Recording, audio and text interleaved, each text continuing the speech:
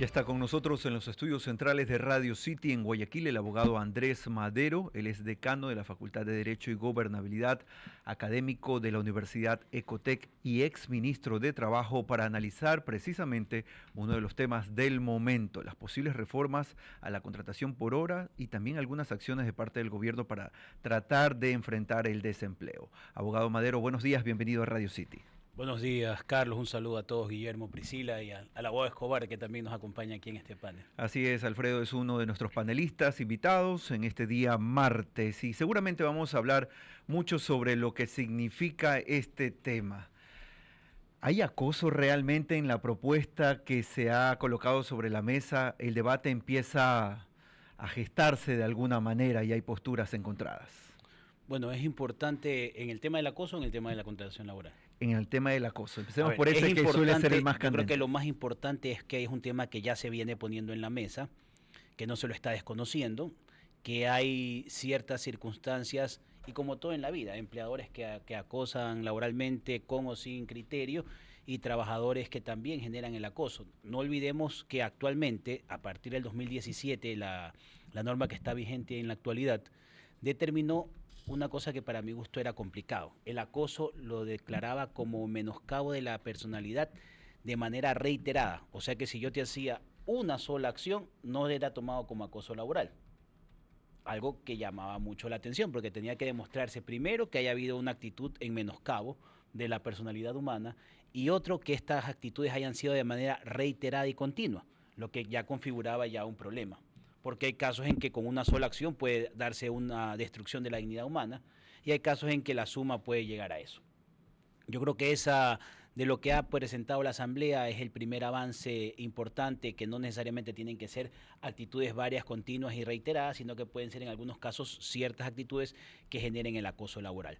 Pero como todo en la vida, estos excesos de darse pueden generar inclusive más problemas.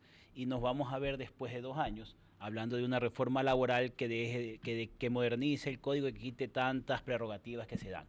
Entonces, en ese sentido, siempre la ley debe de marcar su camino para equilibrar la relación laboral.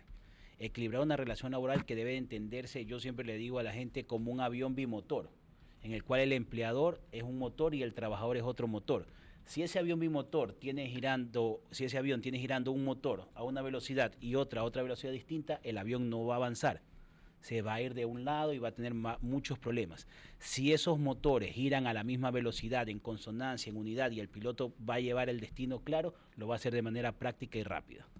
Andrés, dentro de esta reforma ya aceptada, aprobada por la Asamblea, que va a pasar a manos del presidente, aún no es enviada al Ejecutivo, la parte medular de esta reforma que trae esta complicación, digamos, o la subjetividad que ha sido bastante criticada, es textualmente: la violencia y el acoso laboral comprende también la no desconexión digital, el desacato a su tiempo de descanso, permisos y vacaciones, así como de su privacidad, de la intimidad personal y familiar. Este texto que ya está aprobado por la Asamblea, esta subjetividad, ¿cómo podría afectar la relación entre trabajador y empleador?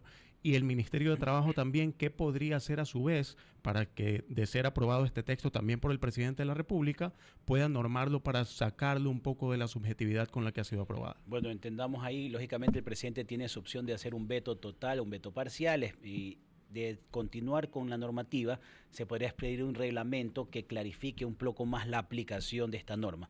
Y yo considero que ahí sí sería importantísimo el aporte que realiza el Ministerio a través de acuerdos parciales y a través de una asesoría conjunta de trabajo con empleadores y trabajadores, donde podrían plasmar dentro de un reglamento interno claramente cuáles son las condiciones. Porque vamos a ver, no es lo mismo un trabajador que realiza una función de 8 horas dentro de la oficina o dentro de una fábrica o dentro de un ingenio, que sí llamaría la atención que el jefe a las 3 de la mañana, a las 2 de la mañana, a la 1 de la mañana le esté pidiendo algún tipo de función, pero hay actividades que se pueden determinar que una desconexión total puede generar algún inconveniente grave para el funcionamiento, y regular esas formas, cómo sería de evitarse y cómo se regulan estas relaciones para que no se dé un acoso.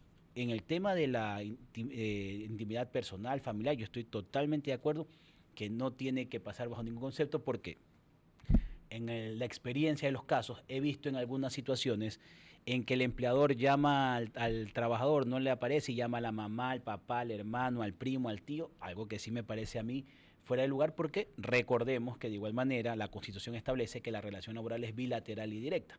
Entonces no tendría sentido que llamen a mi papá, a mi mamá, a mi hermano, a mi esposa, a mis hijos para tratar de buscarme a mí. Pero sí establecer claramente cuáles son los mecanismos, cuáles son los horarios, cuáles son las situaciones en que se podría determinar. Ya hay un ejemplo actualmente en la ley, por ejemplo, los días de descanso obligatorio del trabajador. Tú puedes, inclusive en ciertas circunstancias, obligar, pagando el recargo del 100%, a que vayan a laborar. ¿Por qué? Por casos de inundaciones, por casos graves que vayan a destruir la fuente de empleo de todos. Pues decirle, señores, mañana tenemos que venir a trabajar porque se está inundando la empresa y hay que hacer una situación extrema para evitar que la mercadería se pierda, que se sigan dañando las maquinarias.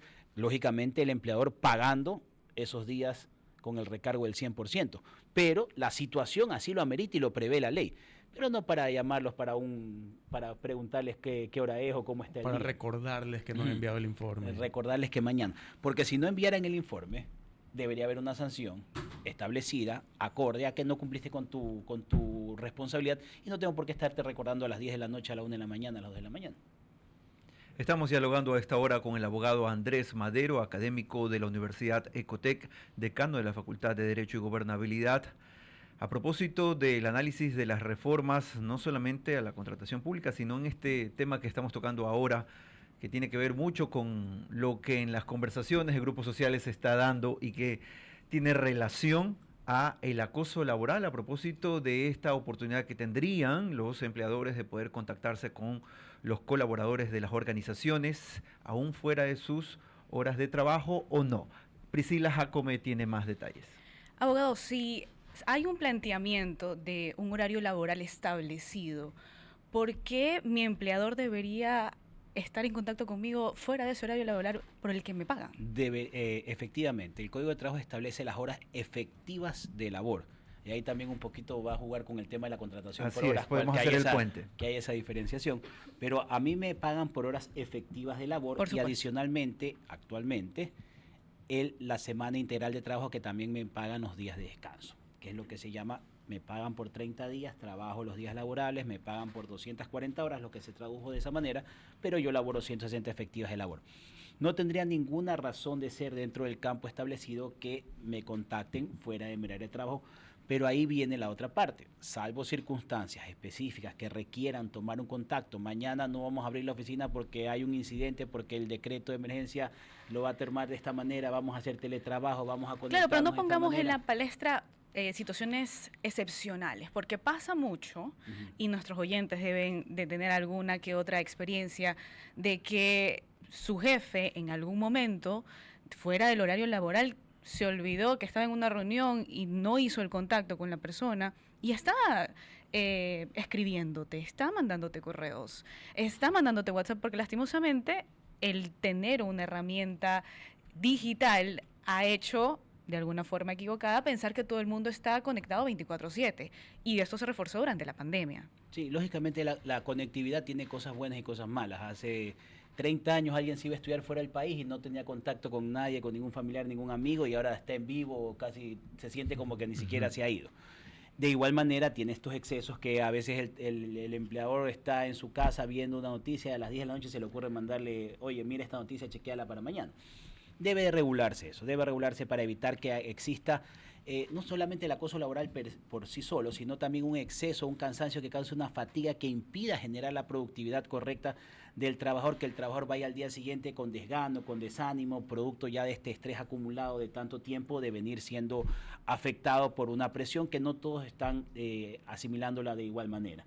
Eso se debe regular, yo estoy convencido de eso, pero le ponía el caso de habrá situaciones en las que sí tienen que regular, para lo cual deberá hacerse un contacto y cuáles serían las formas de realizar este contacto y qué casos deberían ser los de realizar el contacto fuera el horario establecido. Alfredo, ahora, hay funciones de confianza. ¿Cómo cuáles? Funciones de confianza donde no se establece un horario, por ejemplo, que son guardias residentes de una local, que viven en una fábrica, que viven en una empresa, que tienen situaciones, contactos particulares donde también se debe regular también esa situación, porque también a mí me llama la atención que a veces la gente piensa que el contrato de funciones de confianza es para que alguien trabaje 24 horas, 7 días a la semana.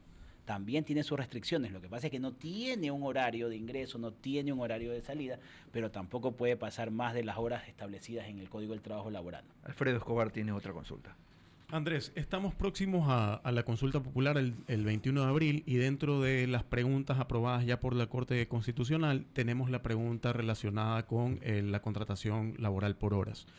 Entendemos que el presidente de la República un poco está en conexión con los jóvenes y me da la impresión de que un poco el clamor de los jóvenes es esta nueva modalidad de contratación por horas que había sido antes eliminada. ¿Qué pros y qué contras le encuentras a este tipo de contratación por horas en caso de ser aprobada la consulta? Perdón. Mira, a veces yo digo que nosotros podemos tener una visión unilateral o a veces no la visión completa.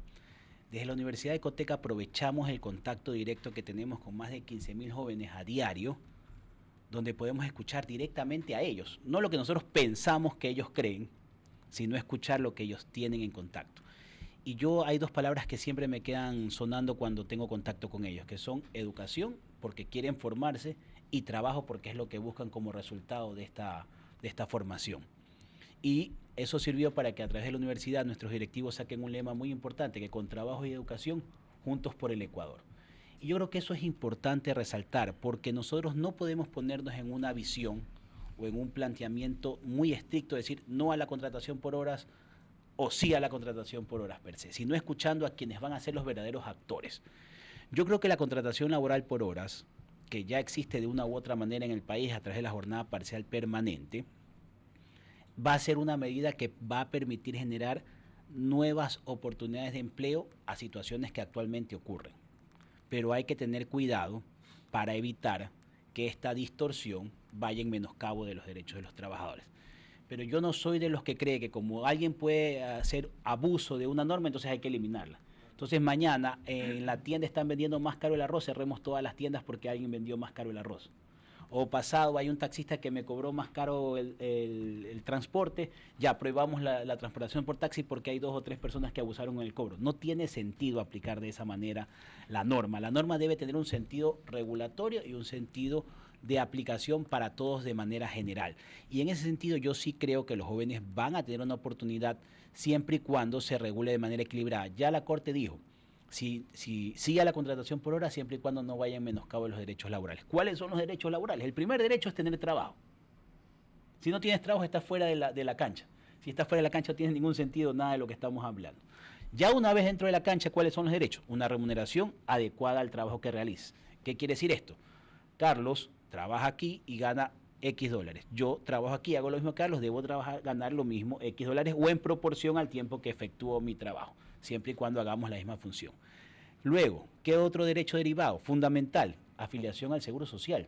Y la importancia de reactivar esta afiliación al Seguro Social va a ser permitir que la Seguridad Social se mantenga vigente con sus principios de solidaridad y universal para todos los demás ecuatorianos. Estamos viendo que el Seguro Social cada día tiene un déficit más grande, estamos todos la preocupación latente de quienes aportan si van o no tener los beneficios, si van a llegar a gozar de la jubilación del IES.